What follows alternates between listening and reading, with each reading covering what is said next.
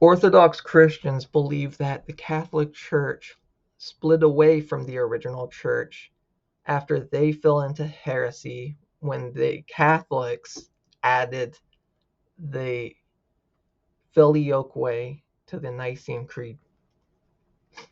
And while there appears to be some truth to this, there's a lot more to the story.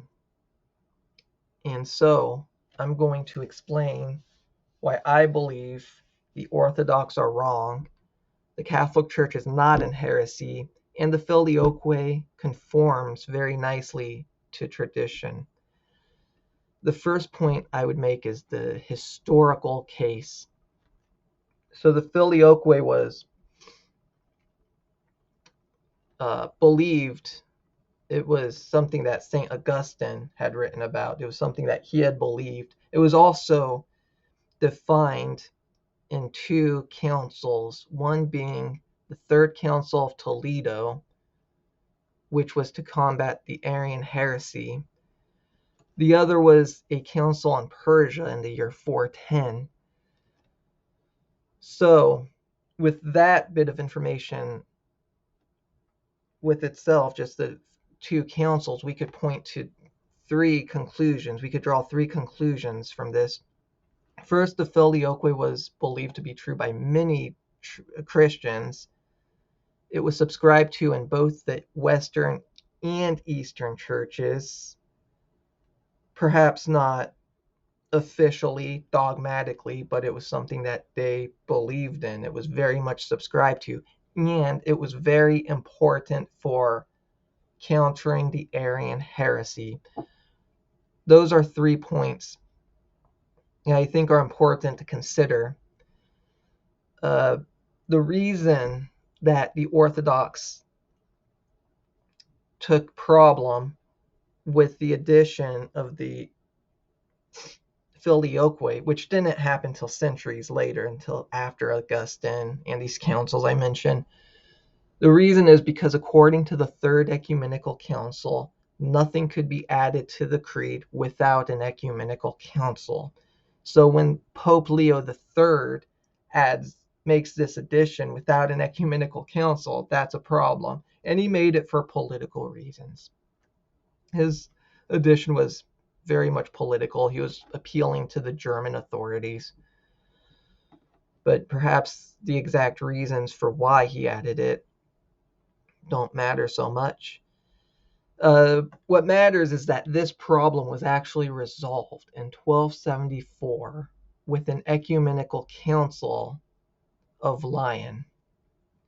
There were hundreds of bishops from both Eastern and Western traditions who had appeared at this council, and they agreed to the addition of the Filioque. They even reunified. There was a short-lived reunification between Eastern and West. But the reason it was short-lived was because of certain sacking that had taken place about 70 years earlier, and the Eastern Orthodox Christians were still very mad about this. So it didn't work, but we did have a period of reunification, a reunification in which the Patriarch of Constantinople at the time, his name was John Bicas, had actually sent a letter to the Pope to formally acknowledge his primacy. So the papal primacy was reaffirmed in the East until the reunification just ended. And so, with all of that said, the final point I would make is the biblical case.